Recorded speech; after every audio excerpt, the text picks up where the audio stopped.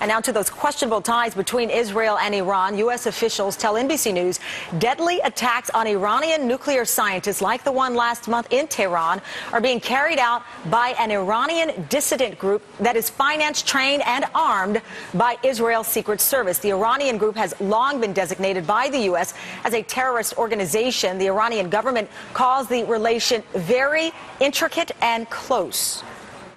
Israel's involvement is 100%. What they are doing with the recruitment and others who place them.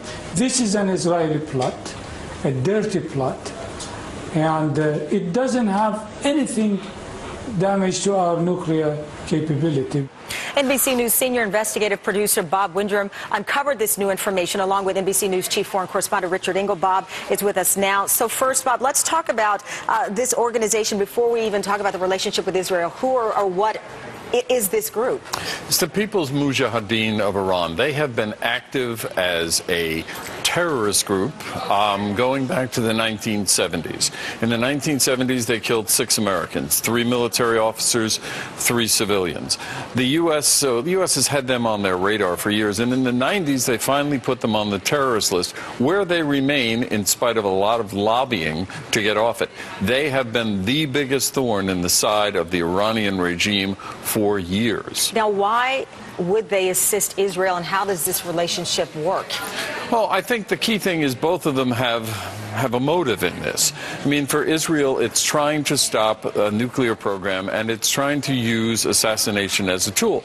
This is something that Israel has done in the past. It is not something that is unfamiliar to them.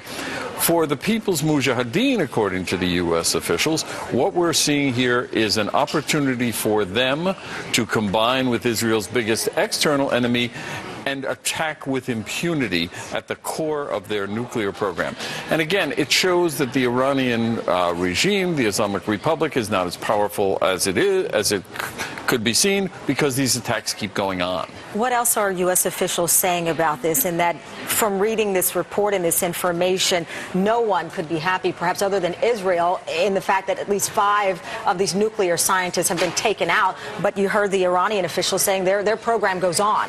The program goes on, but this is obviously having a psychological effect. I think there's no way. But this is not good for anybody. I mean, for the Iranians, this is something it's essentially saying, biggest external enemy, biggest internal enemy can attack with impunity. For the People's Mujahideen, it says they're dealing with Israel, an enemy of Islam. For the Israelis, it's dealing with a terrorist group. And for the United States, what it says is that the great moral value that Israel has is being diminished by them working with a terrorist group on assassinations. So nobody can like this story. Because this organization has been labeled a terrorist organization by the U.S., does that help in putting any pressure or give the U.S. any negotiating power with the reports that we've seen that Israel may act by the spring in launching an attack on Iran? Well, the U.S. has been supporting a number of covert operations against the Iranian nuclear program. That's a given, I think. Right, but not with this group. Right, but not with this group. And the U.S. cannot act with this group. There is a problem with assassinations. It is illegal. There is a problem with dealing with a terrorist group.